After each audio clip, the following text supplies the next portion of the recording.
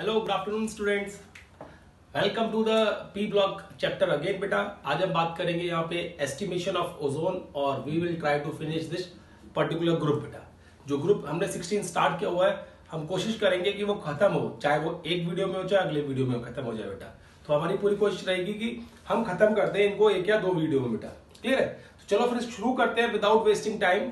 Estimation of ozone पढ़ना है। इससे पहले हमने ऑक्सीजन का पूरा केस, केमिकल फिजिकल प्रॉपर्टीज को कवर किया था। बेटा चलो फिर आज हम बात करेंगे बेटा ओजोन की। पहले सबसे पहले जो हमारा टॉपिक है आप ओजोन का है और हम ओजोन डिस्कस करेंगे कि क्या होती है। बेटा वैसे तो हम कहते हैं जो ओजोन है बेटा वो एलोट्रॉपिक फॉर्म ऑफ कार्बन है।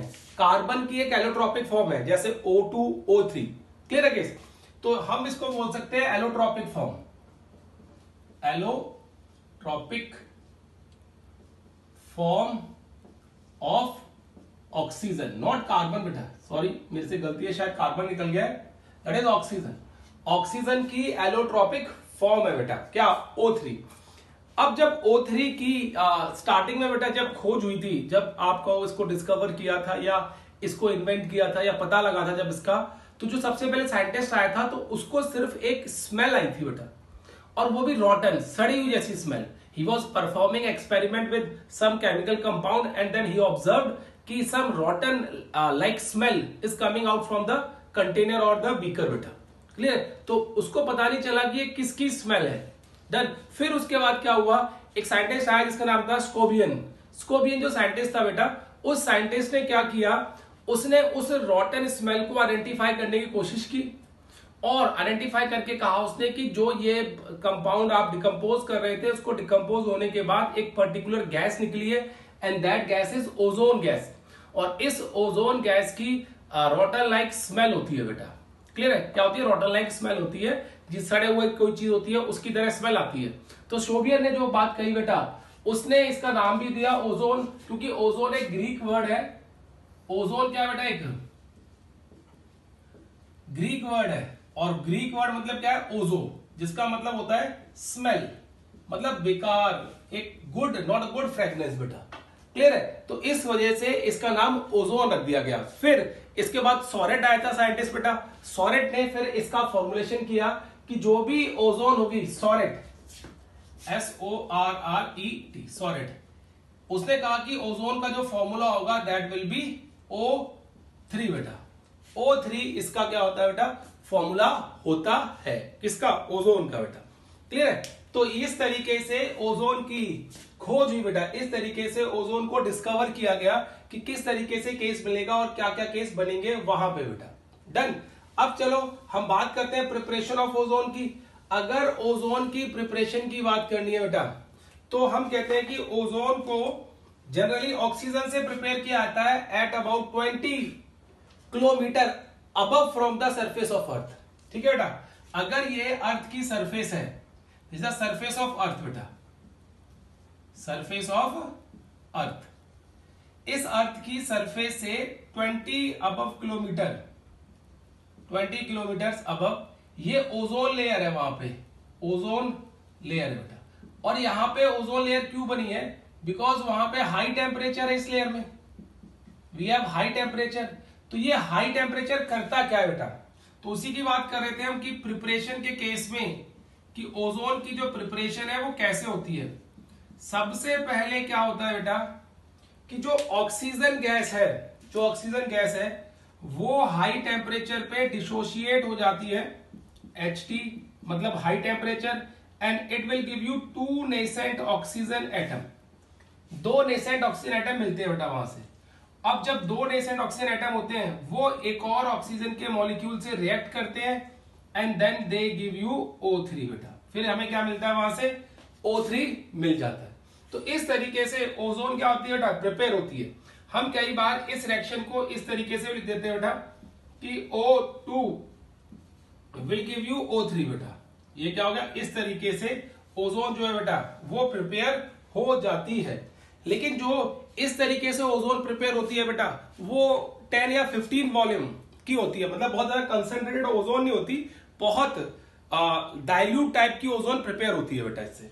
क्लियर है। लेकिन इसकी कंसंट्रेशन बढ़ाने के लिए if you want to increase the concentration of this ozone gas, तो आजकल हम क्या करते हैं, हम कुछ ओजोनाइजर चैम्बर यूज करते हैं।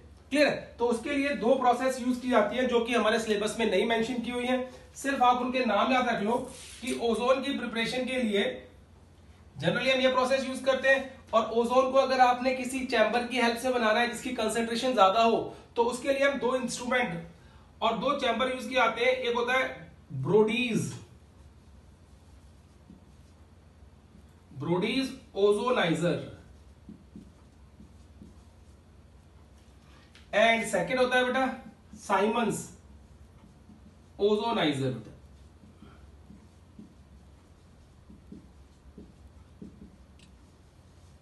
ठीक है। तो दो ये इंस्ट्रूमेंट के नाम याद रख लेने हैं आपको, जिसकी हेल्प से हम क्या कर सकते हैं बेटा, ओजोन गैस को प्रिपेयर कर सकते हैं एट वेरी हाई कंसेंट्रेशन पे, जिसकी कंसेंट्रेशन क्या होगी बेटा आपके पास काफी ज्यादा हाई होगी। क्लियर है। अब देखो ये जो ओजोन गैस दे रखी है बेटा यहां पे, अब इसकी कुछ फिजिकल प्रॉपर्टीज की बात करते हैं। Now talk about physical properties.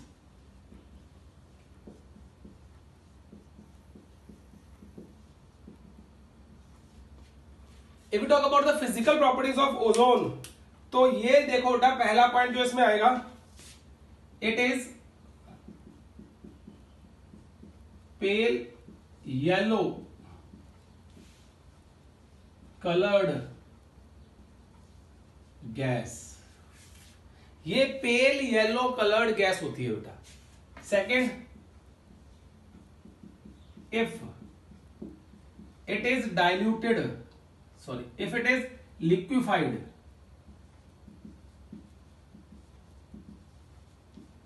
then it gives pale yellow liquid। क्या मिलता है हमें, पेल येलो लिक्विड मिलता है। क्लियर है। अगर आप इसको क्रिस्टलाइज करने की कोशिश करते हो, अगर आपको इसको सॉलिड फॉर्म में कन्वर्ट करना है, तो you have to lower down the temperature of the system. तो उसके बाद ये वॉयलेट ब्लैक क्रिस्टल्स की फॉर्म में एग्जिस्ट करती है इन सॉलिड स्टेट में। सॉलिड स्टेट में वॉयलेट ब्लैक या ब्लैक वॉयलेट क्रिस्टल्स की फॉर्म में ये एग्जिस्ट करती है। क्लियर है। अब देखो fourth, it is heavier than air, heavier than air. ये एयर से क्या होती है बेटा, हैवी होती है। Fifth, it is almost insoluble in water but highly soluble in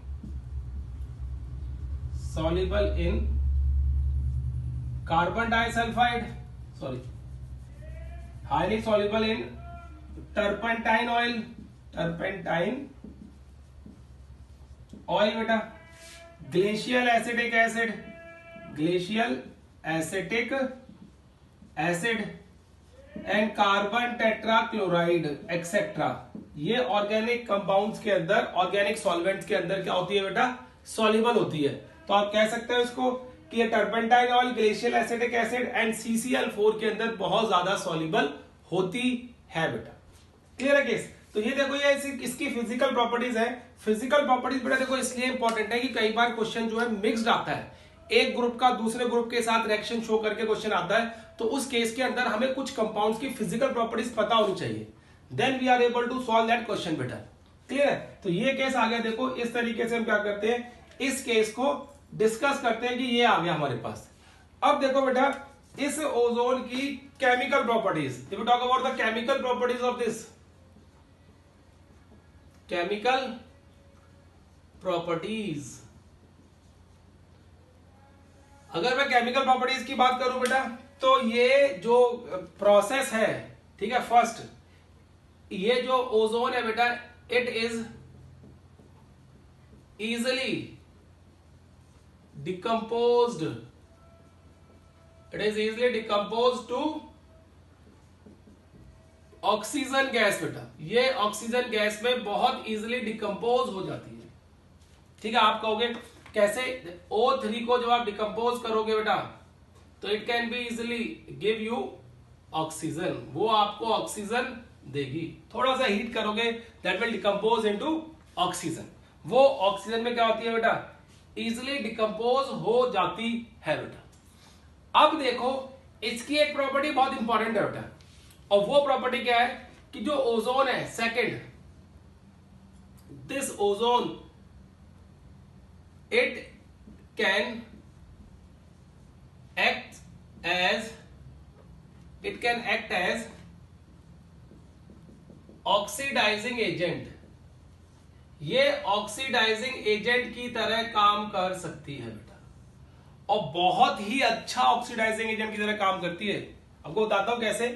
जब ओजोन को डिकम्पोज करेंगे तो you will gate oxygen plus एक नेसेंट ऑक्सीजन मिल जाती है, ठीक है। If you do the same thing in acidic medium or in moisture medium बेटा, तो what will happen, देखो O3 को अगर आप acidic medium के अंदर डिकम्पोज करोगे तो you will get H2O plus O2, you will get H2O plus O2, ये 2 आ जाएगा यहाँ पे, डन। और इसमें क्या होता है, जो इसका SRP है, E पोटेंशियल है बेटा इसका, E0 दैट इज 2.07 वोल्ट, मतलब ये बहुत अच्छी ऑक्सीडाइजिंग एजेंट है। इससे अच्छे ऑक्सीडाइजिंग एजेंट अगर आप पूरे पीरियोडिक टेबल और केमिकल्स की बात करें बेटा, तो इससे अच्छे ऑक्सीडाइजिंग एजेंट हमारे हिसाब से या तो आपके पास ऑक्सीडाइजिंग एजेंट क्या है बेटा, या तो फ्लोरीन है, क्लियर है, या फिर आपके पास इससे अच्छा oxidising agent you will have OF2 compound etcetera. एक दो है which are better oxidising agent than this. These are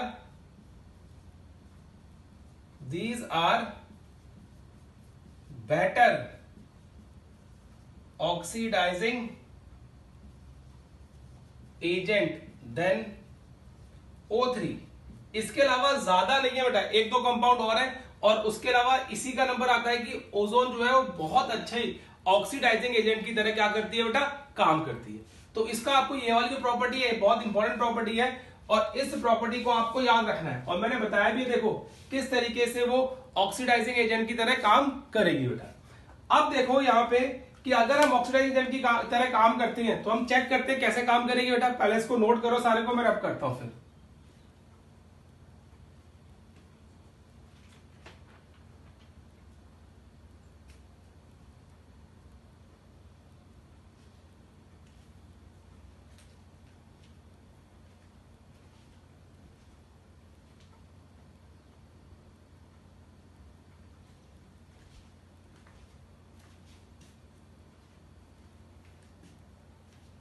देखो बेटा हम बात करते हैं आगे, ओजोन की बात चल रही है अभी, केमिकल प्रॉपर्टीज को डिस्कस कर रहे हैं हम लोग कि ओजोन की केमिकल प्रॉपर्टीज क्या होंगी। तो अब चेक करते हैं बेटा उसमें कैसे ये ऑक्सीडाइजिंग एजेंट की तरह काम करेगी बेटा। देखो ठीक है, ओजोन जो है वो किस तरीके से एज अ ऑक्सीडाइजिंग एजेंट काम करेगी, ये केमिकल प्रॉपर्टीज है। चलो इसको रब नहीं करते अभी क्या करते हैं बेटा, दूसरे केस देखते हैं यहाँ पे। देखो ठीक है, अब देखो बेटा हम कहते हैं ये बेटर ऑक्सीडाइजिंग एजेंट है than sorry it is not better, इससे बेटर ऑक्सीडाइजिंग एजेंट F2 और OF2 वाले कंपाउंड है, और उनसे बाद इसका नंबर आता है because it has very high value of SRP, standard reduction potential की वैल्यू काफी हाई होती है बेटा। अब देखो इस केस के अंदर अगर आप इसको ऑक्सीडाइज करवाना चाहते हो बेटा, तो ऑक्सीडाइज के केस के अंदर हम देखो बहुत सारे कंपाउंड ले सकते हैं यहाँ पे, जैसे A, अगर आपको HI को, HBr को, HCl को 2I2 Br2 एंड Cl2 में कन्वर्ट करना है रेस्पेक्टिवली, ठीक है, तो आप क्या कर सकते हो बेटा, इस ओजोन का यूज कर सकते हो। You can use this ozone. कैसे देखो बेटा करोगे, सबसे पहले लिख लो आप O3, आपको सिखाया मैंने, किसमें कन्वर्ट हो रही है, O2 और नेसेंट ऑक्सीजन के अंदर, ये तो रिएक्शन आ गई। अब सपोज करो आपके पास है HI, ठीक है बेटा, व्हाट यू हैव HI, और आपको पता है कि HI जो है वो किस में कन्वर्ट होगा, I2 के अंदर। तो यहां से हमें सीधा सीधा पता चल गया कि we'll have 2HI because I2 2 चाहिए बेटा। क्या होगा फिर नेसेंट ऑक्सीजन इससे रिएक्ट करेगी and you will gate H2O, ये मिल गया। तो ये देखो ओवरऑल रिएक्शन क्या आ गई बेटा इसकी। तो हमने क्या शो कर दिया ओवरऑल रिएक्शन में कि जब आप 2HI को ओजोन के साथ रिएक्ट कराओगे then you will get I2 plus H2O plus O2 मिल गया बेटा। तो इस तरीके से देखो क्या किया इसने, इस ओजोन ने इस HI को ऑक्सीडाइज कर दिया। यहां पे -1 है और यहां पे 0 है, तो यहां पे क्या हो गया बेटा, रिमूवल ऑफ इलेक्ट्रॉन। और रिमूवल ऑफ इलेक्ट्रॉन क्या होता है, दैट इज ऑक्सीडेशन। तो ओजोन ने इस I की ऑक्सीडेशन कर दी और उसको I2 में कन्वर्ट कर दिया। In the same manner you can perform the reaction with HBr के साथ भी कर सकते हो, HCl के साथ भी कर सकते हो, और इनके साथ कर सकते हो बेटा। HF के साथ मत करना बिकॉज HF में जो F है वो itself is the best oxidising agent, इसलिए वो वाली रिएक्शन हमने यहाँ पे शो नहीं की है बेटा। अब देखो इसके अलावा अगर आप ऑक्सीडाइज करना चाहते हो तो कुछ कंपाउंड और भी आते हैं, जैसे मैं आपको बात करता हूं बेटा, PbS है, लेड सल्फाइड है बेटा, क्लियर है, PbS है, ठीक है, लेड सल्फाइड है। अगर आपको इसको ऑक्सीडाइज करना है किसमें बेटा, इसको ऑक्सीडाइज करना है किसमें बेटा, सपोज करो you will have to oxidise this into PbSO4 में। PbS को अगर PbSO4 में करना है तो देखो क्या केस आएगा बेटा यहाँ पे, तो हम क्या करेंगे वहां पे भी O3 ऑक्सीजन यूज करेंगे और ये क्या करेगी आपको O2 प्लस नेसेंट ऑक्सीजन देगी बेटा, क्लियर है। अब ये नेसेंट ऑक्सीजन क्या करेगी, this nascent oxygen react with this PbS lead sulphide से रिएक्ट करेगी। अब देखो यहाँ पे how many oxygen we need for this reaction, we need 4 oxygen. तो हम क्या करेंगे यहाँ पे, we will apply 4 over here, तो हमें मिल जाएगा PbSO4। बट यहां पे जो 4 मिल रहा है PbSO4 का 4, ये यहां से 4 ऑक्सीजन हमें मिलने चाहिए नेसेंट, तो मल्टीप्लाई दिस बाय 4। तो आपको क्या मिल जाएगा इस केस के अंदर, देखो बेटा 4 से इसको पूरे को मल्टीप्लाई कर दोगे और तो हमारे पास ओवरऑल रिएक्शन देखो क्या आ जाएगी, PbS plus 4O3 will give you PbSO4 plus 4O2। ये इस तरीके से क्या हो गया बेटा, ऑक्सीडाइज हो गए। आप कहोगे कैसे ऑक्सीडाइज हुआ बेटा ये वाला केस, तो आप यहां पे लिख सकते हो, देखो दिस इज -2 लेड सल्फाइड है and this sulphate, it has +6 oxidation state. तो -2 टू +6 जाना मतलब इसने क्या कर दिया बेटा, 2 इलेक्ट्रॉन रिमूव किए फिर 6 इलेक्ट्रॉन रिमूव किए, तो ऑक्सीडेशन हो गई ना। तो इसी तरीके से ऑक्सीडेशन की जाती है बेटा। डन। अब देखो तीसरा केस बताता हूं इसमें जो इंपॉर्टेंट भी है और उसमें कॉम्पिटिशन का क्वेश्चन ही बनता है, ठीक है। तीसरा केस क्या है बेटा, देखो यहां पे थर्ड वन, अगर आप मरकरी को Hg को Hg2O मरकरी सब ऑक्साइड में कन्वर्ट करना चाहते हो, क्या बोलते हैं इसको, मरकरी सब ऑक्साइड। अब होता क्या है देखो बेटा, ये इस केस में मैं यहां पे लिखता हूं आगे बेटा, इसमें होता क्या है देखो, जो O3 का केस है, जो क्या है बेटा हमारे पास O3 का केस है, यहां पे O3 will decompose into O2 and nascent oxygen बेटा, क्लियर। O2 और नेसेंट ऑक्सीजन कन्वर्ट हो जाएगी। फिर उसके बाद क्या होता है, ये जो Hg है that react with 2Hg react with nascent oxygen to give you Hg2O बेटा, हमें क्या मिल जाता है, Hg2O मिल जाता है। तो इस तरीके से हमें ओवरऑल क्या मिलेगा कि जब हम Hg को 2Hg को ओजोन से रिएक्ट कराते हैं then we get Hg2O plus O2 gas मिल जाती है बेटा। अब होता क्या देखो, सुनो ध्यान से, इसको हम बोलते हैं टेलिंग ऑफ मर्क्यूरी करना, टेलिंग ऑफ मर्क्यूरी, ठीक है। ये पूछते हैं कई बार which compound is known as tailing of mercury and why, क्यों होती है टेलिंग ऑफ मर्क्यूरी का केस, ये वाला बेटा। तो इसमें क्या करते हैं देखो, आपको पता है कि अगर आप ग्लास के कंटेनर में किसी भी ग्लास के कंटेनर में if you add glass container in glass container, if you add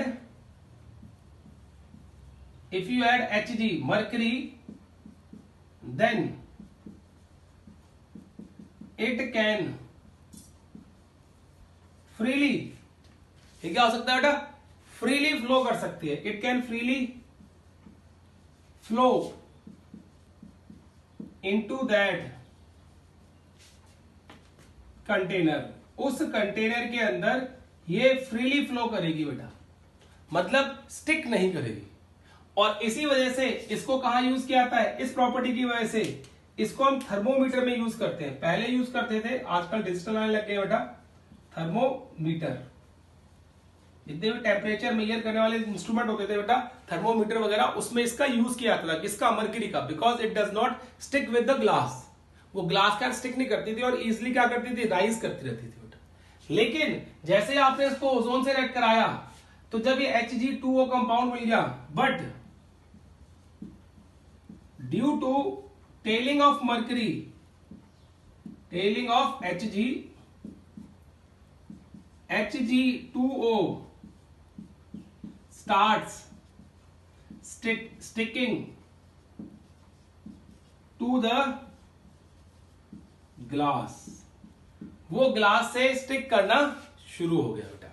ठीक है, क्या है, but due to the tailing of mercury Hg2O start sticking to the glass. और टेलिंग ऑफ मर्क्यूरी का क्या हो गया, जैसे जैसे आप ग्लास के ऊपर में इस कंपाउंड को राइज करोगे बेटा, तो वो पीछे एक पतली सी लेयर छोड़ता चला जाएगा, तो उसको हम बोलते हैं टेलिंग ऑफ मर्क्यूरी। ठीक है, तो इस तरीके से केस तो बेटा ऑक्सीडेशन का ही है वो भी। ठीक है, इस तरीके से हम क्या कहते हैं कि ओजोन जो है वो मर्क्यूरी को ऑक्सीडाइज करके टेलिंग ऑफ मर्क्यूरी मतलब Hg2O में कन्वर्ट कर देती है बेटा। क्लियर है केस। तो ये इसकी एक और क्या बेटा आपके पास केमिकल प्रॉपर्टी का केस आ गया है।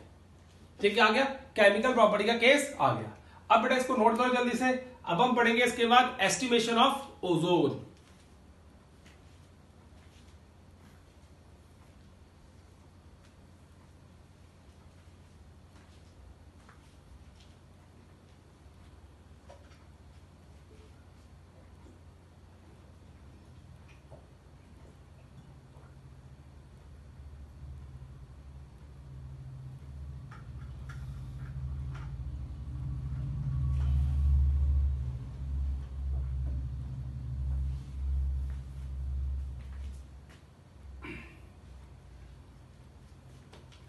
देखो बेटा, ओजोन की बात कर रहे हैं, अब हम कह रहे हैं कि एस्टिमेशन ऑफ ओजोन कैसे की जाएगी। मतलब हमें कैसे पता चलेगा कितनी ओजोन गैस प्रोड्यूस हो रही है या हमें मिल रही है किसी भी कंपाउंड से।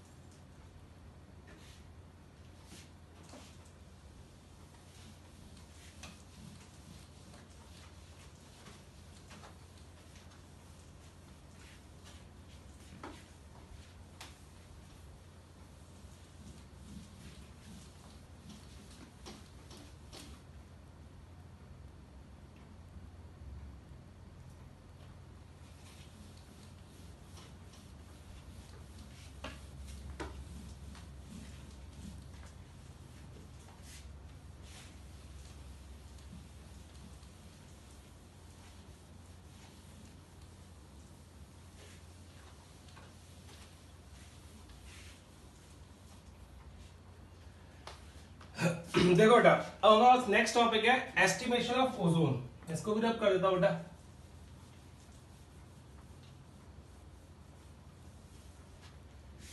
देखो, now we have estimation of ozone O3 की। अगर आपको O3 की एस्टिमेशन करनी है तो आपको क्या करना होगा, देखो बेटा, हम कहते हैं एस्टिमेशन ऑफ ओजोन करने के लिए हमें क्या क्या चाहिए। देखो, first of all we need ozone gas, जिसकी आपको एस्टिमेशन करनी है। Then we need aqueous solution of KI बेटा, ये चाहिए।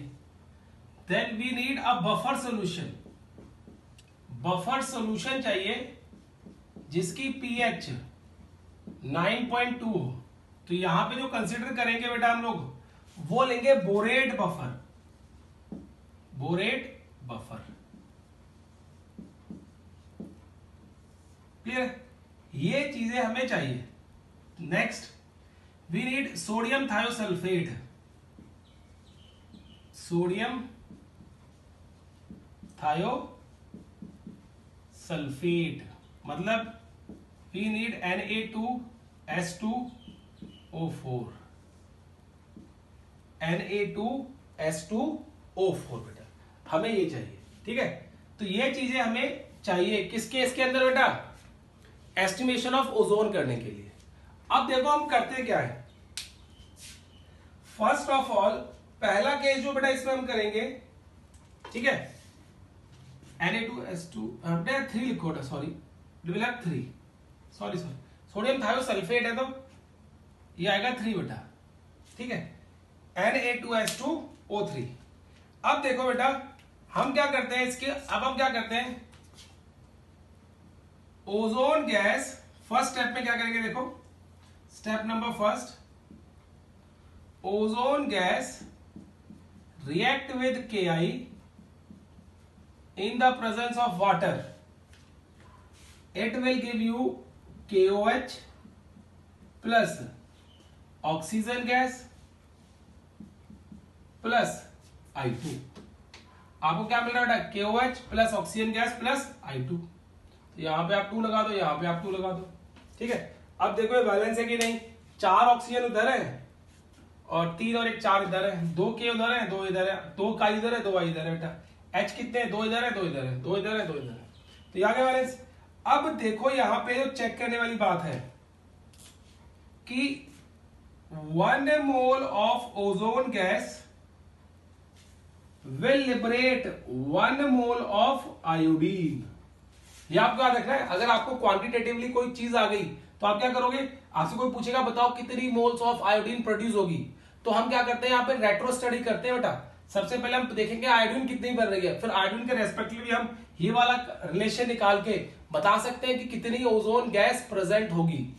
और जो KI लेते हैं बेटा हम यहाँ पे, that KI is always taken in excess, उसको हमेशा एक्सेस में लिया जाता है KI को बेटा। क्लियर है केस। अब देखो यहां होगा कैसे, जैसे आप KI सॉल्यूशन से ओजोन गैस को पास करवाओगे तो आपको वहां पे येलो कलर अपीयर होना शुरू हो जाएगा। You will see yellow colour, yellow colour of the solution, yellow colour आ गया बेटा। Now what we have to do, we have to estimate this iodine with the help of sodium thiosulfate। Second step में क्या करते हैं, देखो बेटा हम लोग estimation of iodine with known normality solution of Na2S2O3 बेटा, जिसकी नॉर्मेलिटी आपको पता हो उसके साथ क्या करते हैं, फिर इसको एस्टिमेट करवाते हैं। ठीक है बेटा, तो क्या करेंगे आप, ऊपर एक ब्यूरेट के अंदर सोडियम थायोसल्फेट सोल्यूशन ले लेंगे और नीचे आपके पास ये सोल्यूशन पड़ा होगा, इसका येलो कलर है। फिर आप क्या करोगे, और इसकी नॉर्मेलिटी आपको पता होगी, नॉर्मेलिटी ऑफ दिस Na2S2O3 की बेटा। फिर आप क्या करोगे, इसको रिएक्ट करा दोगे, जैसे हम इसको इस सोल्यूशन के अंदर डालेंगे ये आयोडीन जो है इससे रिएक्ट करना शुरू कर देगी बेटा। और क्या होगा देखो कि I2 react with Na2S2O3, it will give you Na2S4O6 plus you will gate 2NaI बेटा। मैं इसको बैलेंस करूंगा, ये आ गया बैलेंस का केस। डन। अब यहां से क्या होता है, अगर जैसे ही आप ड्रॉप वाइज इस सोडियम थायोसल्फेट को इस सोल्यूशन के अंदर डालोगे तो उसका येलो कलर जो है डिसअपियर होना शुरू हो जाएगा बेटा। येलो कलर क्या होगा उसका, डिसअपियर होना शुरू हो जाएगा, क्योंकि आयोडीन तो कन्वर्ट हो रही है ना NaI के अंदर, सोडियम आयोडाइड के अंदर कन्वर्ट हो रही है कि नहीं हो रही है, बिल्कुल कन्वर्ट हो रही है बेटा। तो वो आपके पास आ गया। और जो ये कंपाउंड मिला है इसको हम बोलते हैं सोडियम टेट्राथायोनेट, सोडियम टेट्राथायोनेट बेटा, ये हमें देता है सोडियम टेट्राथायोनेट। तो इसमें क्या हो गया, 2NaI आ गया बेटा। तो यहां से हम देखेंगे कि 1 mole of I2 will give you 2NaI, और NaI का वेट कर लो बेटा, क्योंकि सॉलिड सॉल्यूशन होगा, वो सॉलिड सॉल्ट होगा बेटा, उसका वेट करके आप फिर परसेंटेज ऑफ आयोडीन निकाल सकते हो कि कितनी आयोडीन यहां से मिली है, उससे हमें पता चल जाएगा कि कितनी आयोडीन होगी, और इससे हमें पता चल जाएगा कितनी ओजोन होगी। तो इस तरीके से हम एस्टिमेशन ऑफ ओजोन करते हैं बेटा। क्लियर है? ये CBSE बोर्ड में बेटा आपको 1 या 2 बार क्वेश्चन पूछा गया कि estimation of ozone is done how बेटा। क्लियर है केस? और कंपटीशन में पूछा गया है कि किस तरीके का बफर सॉल्यूशन यूज करते हैं जिसकी पीएच होती है कितनी। तो जनरली हम क्या यूज करते हैं बेटा, we use borate buffer having pH 9.2, जिसकी पीएच क्या होती है बेटा 9.2 होती है। क्लियर है? तो ये आपके पास एस्टिमेशन ऑफ ओजोन का केस आ गया। अब देखो आजकल हम क्या कर रहे हैं, ओजोन देखो भगवान ने कितना अच्छा किया बेटा, एक एटमॉस्फेयर बनाया। आपको पता है ना, लाइफ अर्थ की सरफेस के ऊपर लाइफ कब पॉसिबल हुई, जब वहां पे एटमॉस्फेयर क्रिएट किया गया, पीने के लिए पानी बनाया गया, ऑक्सीजन बनाई गई बेटा एटमॉस्फेयर में जिसको हम इजिली इनहेल कर सकते हैं, प्लांट्स के लिए CO2 बनाई गई बेटा, प्लांट्स के लिए N2 बनाई गई, हम लोगों के लिए N2 बनाई गई। और जैसे ही हम अपने इस एटमॉस्फेयर से बाहर निकलने की कोशिश करते हैं तो वहां पे बेटा फिर अलग अलग स्ट्रेटोस्फीयर, लिथोस्फीयर, होमोस्फीयर, अलग अलग स्फीयर दिए, और हर एक स्फीयर का एक पर्टिकुलर कंपोजिशन है जो हमारे लिए यूजफुल है। और मैंने आपको स्टार्टिंग में बताया था बेटा कि जो ओजोन है उसका 20 किलोमीटर के बाद अर्थ की सरफेस से 20 किलोमीटर पर जाओगे देन आपको ओजोन लेयर शुरू हो जाएगी बेटा एक। क्लियर है? वो ओजोन लेयर क्या करती है, protect us from what, from UV IR radiations of the sun. Sun की जो हार्मफुल रेडिएशंस होती है उनसे हमें प्रोटेक्ट करती है, क्या करती है, हमें बचाती है। अगर वो रेडिएशंस डायरेक्टली हम अर्थ की सरफेस पे आए तो बेटा बहुत सारे लोगों को या ऑलमोस्ट सभी लोगों को बेटा क्या हो जाएगा, कैंसर हो जाएगा, स्किन कैंसर हो जाएगा। इसलिए देखो भगवान ने बहुत अच्छी लेयर बना के दी है ओजोन लेयर, लेकिन हम लोग क्या कर रहे हैं अपनी सहूलियत के लिए AC चल रहे हैं बेटा, कार चला रहे हैं हम लोग, इंडस्ट्री लगा रहे हैं, तो उस इंडस्ट्री के अंदर बहुत सारे ऐसे केमिकल्स हैं जो रिलीज हो रहे हैं, या एरोप्लेन्स चल रहे हैं बेटा। क्लियर है? जो क्या कर रहे हैं उस ओजोन लेयर के अंदर होल कर रहे हैं। तो उसमें से 2 का केस मैं आपको बताने लगा हूं किस तरीके से वो ओजोन लेयर को डिप्लीट कर रहे हैं। तो जो टॉपिक है हमारा वो है डेप्लीशन ऑफ ओजोन लेयर बेटा, डेप्लीशन ऑफ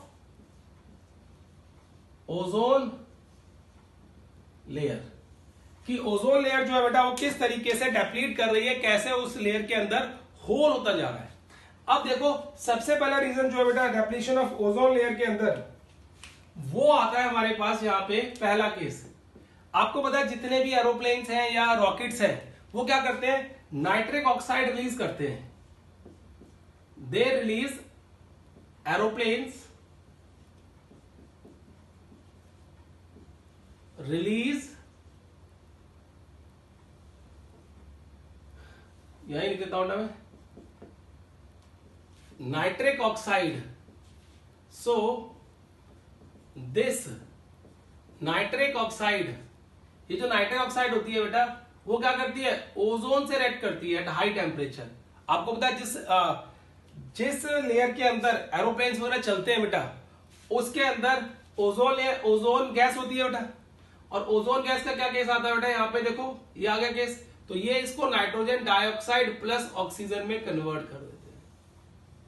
तो देखो ओजोन की जो डेप्लीशन हो गई, ओजोन तो खत्म हो गई ना, और किस में कन्वर्ट हो गई, नाइट्रोजन डाइऑक्साइड प्लस ऑक्सीजन के अंदर।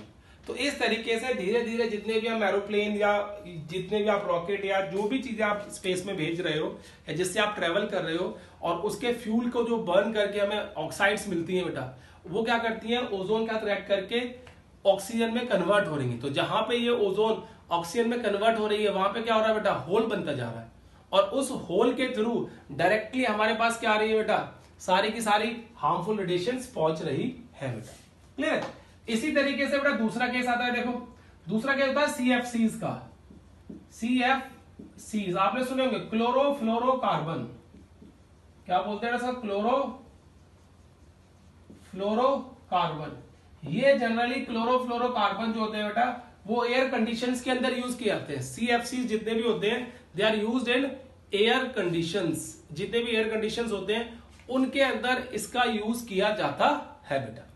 अब एयर कंडीशंस के अंदर क्लोरोफ्लोरोकार्बन, जैसे एग्जांपल लूं बेटा मैं, Cl2CF2 बेटा। अगर ये Cl2CF2 ओजोन से रिएक्ट करता है तो it will give you ClO plus oxygen gas अलग हो जाती है बेटा। मतलब ये नेसेंट ऑक्सीजन देता है तो ये ClO के साथ रिएक्ट करके अलग हो जाता है बेटा।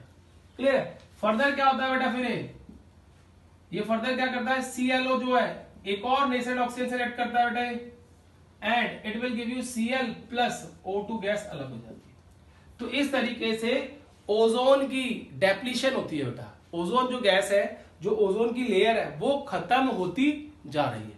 तो हमें इसे रोकना चाहिए बेटा, क्योंकि ये हमारे नुकसान के लिए हो रहा है बेटा, फायदे के लिए नहीं है, ये हमारे नुकसान के लिए हो रहा है। और हमें कोशिश करनी चाहिए कि जितने भी ये ट्रेवल्स हैं और जितने भी हम जो आपके एयर कंडीशंस हैं, उसका हम कम से कम यूज करें। देखो यूज तो होगा ही होगा, आजकल के टेक्नोलॉजी इतनी हाई हो रही है तो उसमें यूज तो करेंगे, लेकिन कम से कम इनका यूज किया जाना चाहिए, so as protection of ozone layer can be done बेटा। जो ओजोन की प्रोटेक्शन है लेयर की, वो की जा सके, उसके लिए हमें ये सारे केस फॉलो करने होंगे। अब देखो इसी के साथ हमारे पास ऑक्सीजन और ओजोन का केस जो है वो खत्म हो गया। Now we will start sulphur बेटा। अब सल्फर हम शुरू करते हैं। चलो पहले आप ये नोट करो, फिर मैं क्या करता हूं, रब करता हूं इसको।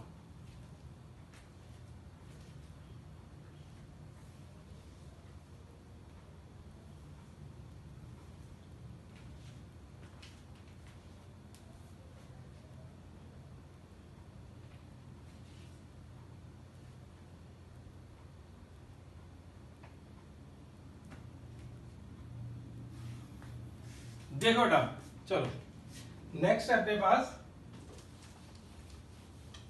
सल्फर।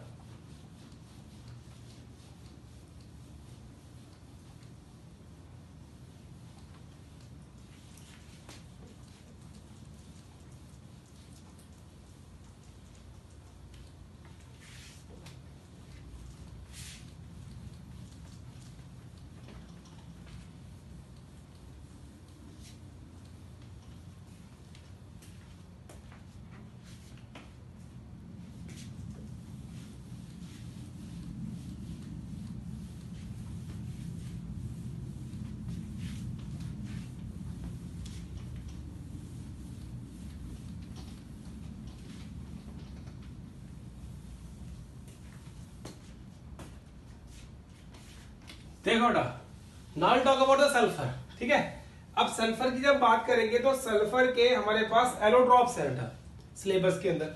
सबसे पहले एलोट्रॉप्स की बात करते हैं। चलो, allotropes of sulphur.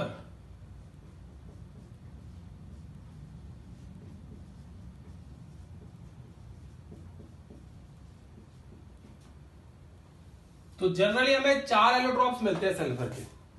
Generally we get 4 allotropes of sulphur.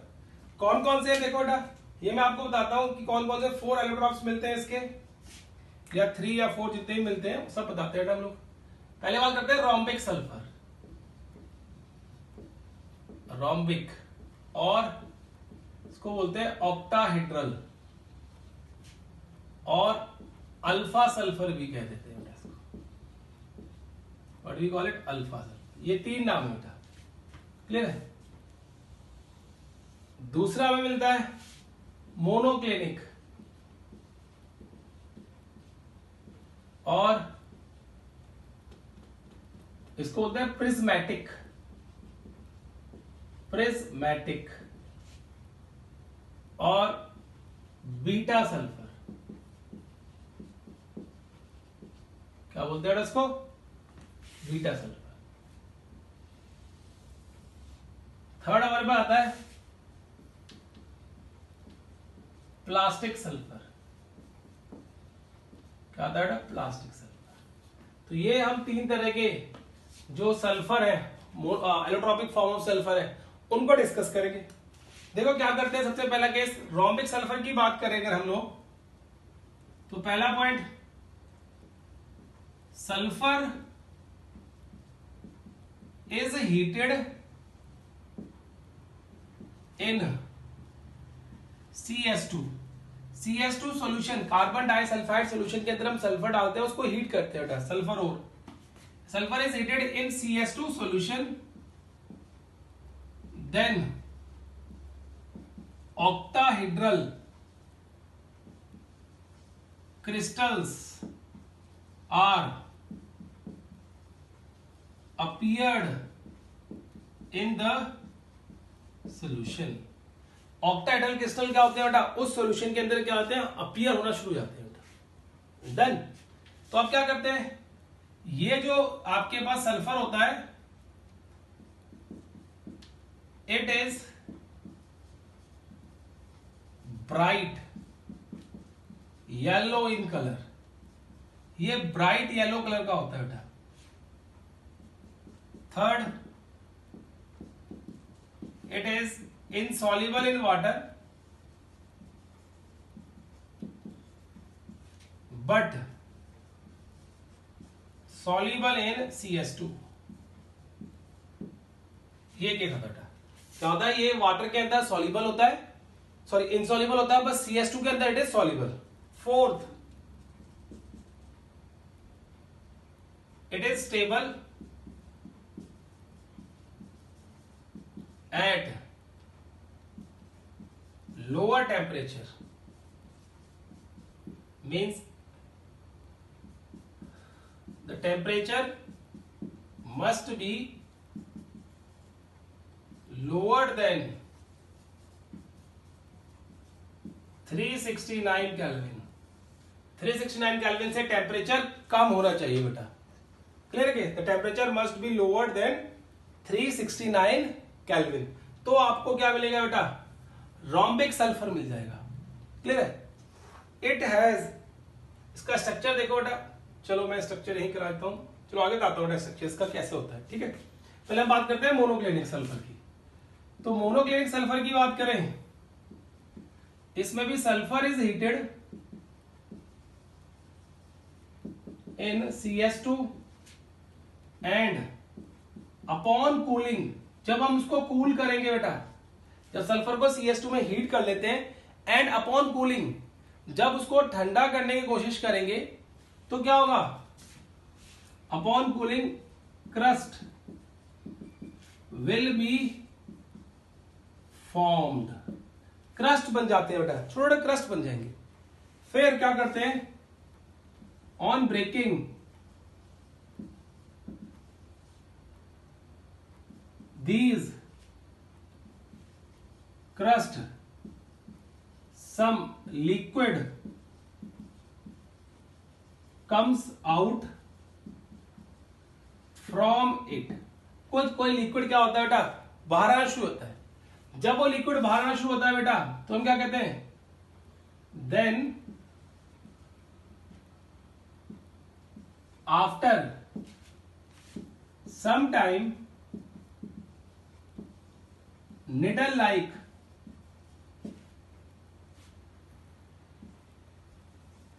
crystals are appeared in the dish। जो डिश होगी बेटा, उसके अंदर क्या होगा? निडल लाइक क्रिस्टल अपीयर हो जाएंगे, और वो क्या हो गया हमारे पास? मोनोक्लिनिक सल्फर होगा बेटा। क्लियर है? अब देखो second, it is dull yellow in color, dull yellow in color बेटा। इनका कलर क्या होता है बेटा, डल येलो होता है, क्लियर है। Third, it is also insoluble in water, it is also insoluble in water, ये वाटर में क्या होते हैं बेटा, इनसॉल्युबल होते हैं। And these are stable, it is stable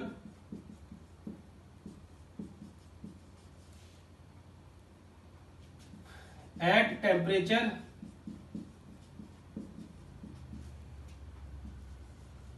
greater than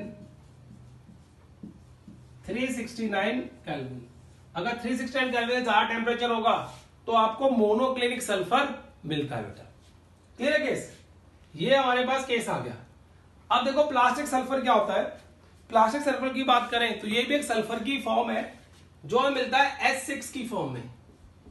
क्या मिलता है, S6।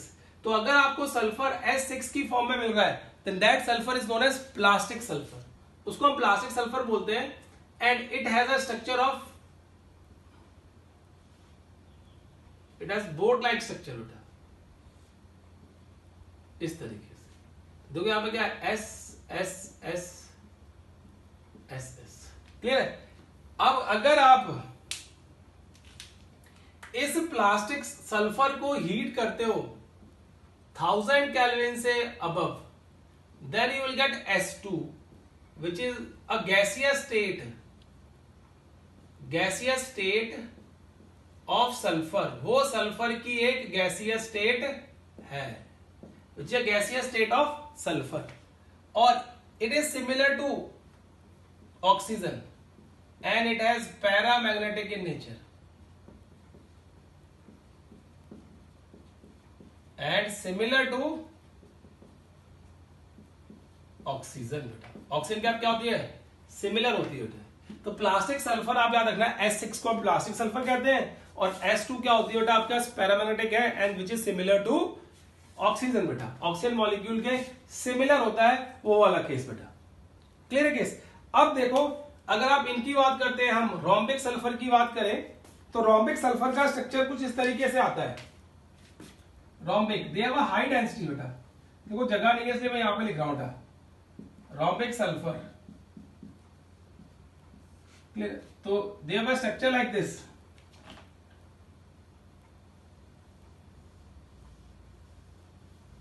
इसको हम बोलते हैं crown like structure, what we call it, crown like structure, and it has S8 होता है बेटा, क्लियर है। और इसको हम ऐसे ही बोल देते हैं बेटा, देखो इसकी डेंसिटी ज्यादा होती है, रोम्बिक सल्फर की जो डेंसिटी होती है that is more, why, because देखो ये एक दूसरे में स्टैक्ड हो रखे हैं, पैक हो रखे हैं। ऐसे नेक्स्ट लेयर आएगी बेटा इस तरीके से, ठीक है। और अगर हम मोनोक्लिनिक सल्फर की बात करते हैं, मोनोक्लिनिक सल्फर,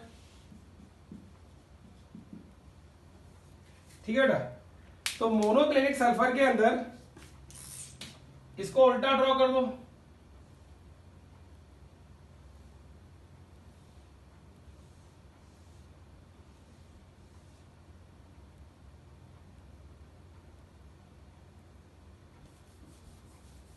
सॉरी देखो बेटा, उल्टा मतलब इसको ऐसे बना दो, ठीक है। नीचे क्या करोगे आप,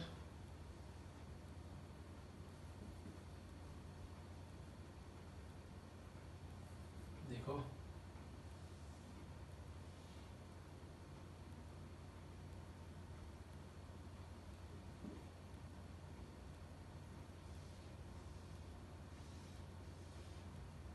ऐसे यहां पे, सॉरी ये रहा, ठीक है बेटा, उल्टा M।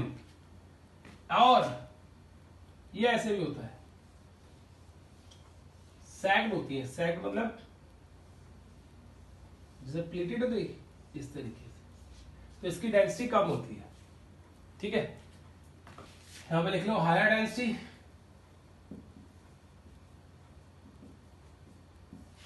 And it has lower density.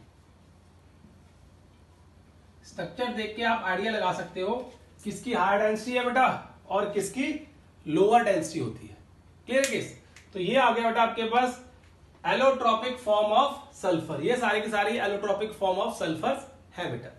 अब इससे आगे जो ऑक्साइड्स वगैरह होती है सल्फर की या सल्फ्यूरिक एसिड की प्रिपरेशन है वो हम नेक्स्ट वीडियो के अंदर लेक्चर के अंदर डिस्कस करते हैं बेटा। क्लियर है। Till then take care and bye bye बेटा।